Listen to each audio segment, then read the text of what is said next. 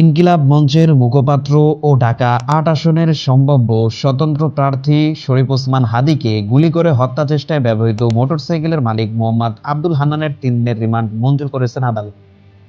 রোববার ১৪ ডিসেম্বর ঢাকার metropolitan magistrate Didarul আলমের আদালতে শুনানি শেষে এ আদেশ দেন। এদিন পল্টন থানায় জিডিমূলে ফৌজদারি কার্যবিধির ৫৪ ধারায় গ্রেপ্তার দেখিয়ে তাকে আদালতে হাজির করা হয়। প্রথমে পল্টন থানার উপপুলিশ পরিদর্শক শামীম হাসান তাকে কারাগারে আটক রাখার আবেদন করেন। পরে আরেকটি আবেদনে ৪টি কারণ উল্লেখ করে তাকে ৭ দিনের রিমান্ডে নিয়ে জিজ্ঞাসাবাদ করতে প্রার্থনা করা হয়। এতে বলা হয়েছে, ঘটনায় আসামিদের ব্যবহৃত আগ্নেয়াস্ত্র ও মোটরসাইকেল উদ্ধার, জড়িত অজ্ঞাত পরিচয় পলাতক আসামিদের নাম ঠিকানা সংগ্রহ সহ অবস্থান ও গ্রেপ্তার, মূল রহস্য উদ্ঘাটন ও তথ্য সম্পর্ক প্রবাহ, অর্থ সম্পর্ক প্রবাহ নির্ণয় করার জন্য এবং কোন স্থানে অবৈধ অস্ত্র সংগ্রহ করা হয়েছে তার উৎস জানা প্রয়োজন।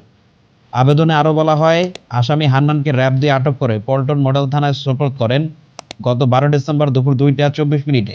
পল্টন মডেল থানাধীন বক্স কালভার্ট ঢাকা-৮ আসনের সম্ভাব্য স্বতন্ত্র প্রার্থী ও ইনকিলাব মঞ্চের মুখপাত্র শরীফ ওসমান হাদীকে গুলিবিদ্ধ হয়ে গুরুতর আহত হয়।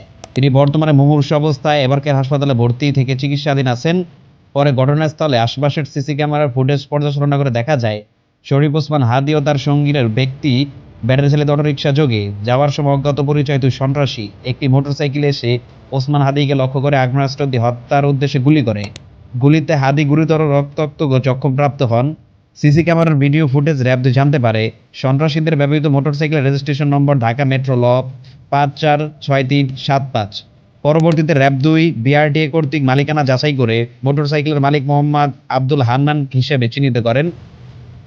এই ঘটনায় মামলা দায়ের প্রক্রিয়াধীন। এই আসামিকে উল্লেখিত ঘটনায় জড়িত থাকার সন্দেহে ফৌজদারি কার্যবিধির ৫৪ ধারায় গ্রেপ্তার দেখিয়ে আদালতে সোপর্দ করা হয়েছে।